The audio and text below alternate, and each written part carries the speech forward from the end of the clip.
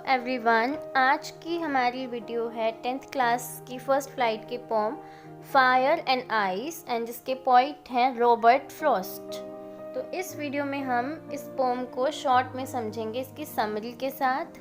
तो पूरा समझने के लिए वीडियो पूरा देखें एंड बीच में स्किप ना करें एंड लास्ट में हम उसके डिफ़िकल्ट वर्ड्स को भी देखेंगे। So let's start.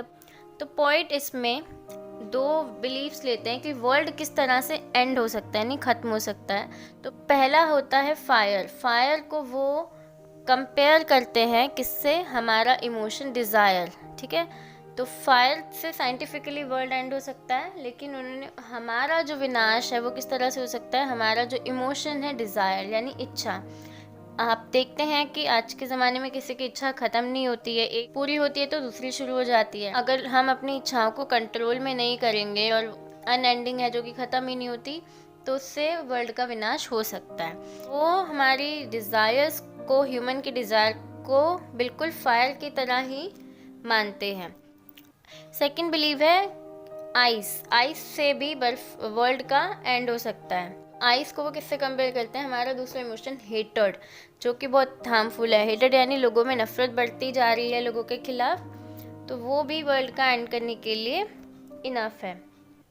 तो जिस तरह से आइस हमें नम बना देती है, यानी आप किसी अपनी बॉडी पार्ट पे आइस रख के देखो, कुछ देर के लिए वो पार्ट पूरा सुन पड़ जाएगा, नम यानी सुन हो जाएगा।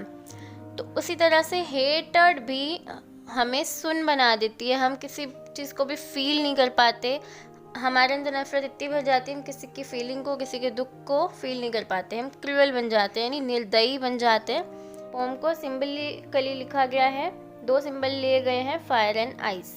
फायर का सिंबल लिया गया है डिज़ायर, आइस का सिंबल लिया गया है हेटर्ड। वर्ल्ड किस तरह से एंड होगा उसके दो ओपिनियंस लिए गए हैं, पहला है फायर, दूसरा है आइस। फायर एंड आइस को दो इमोशंस के लिए यूज़ किया गया है, डिज़ायर के लिए और हेटर्ड के लिए।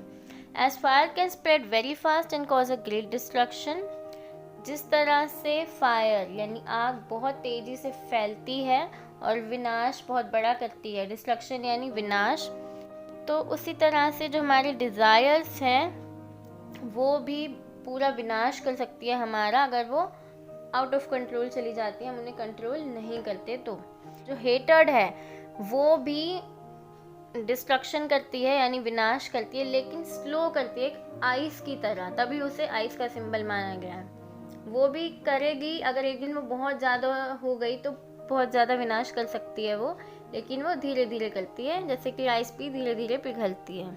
अब इसका कंक्लूजन क्या है वो देखते हैं हम, यानी कि पोम का मेन आइडिया।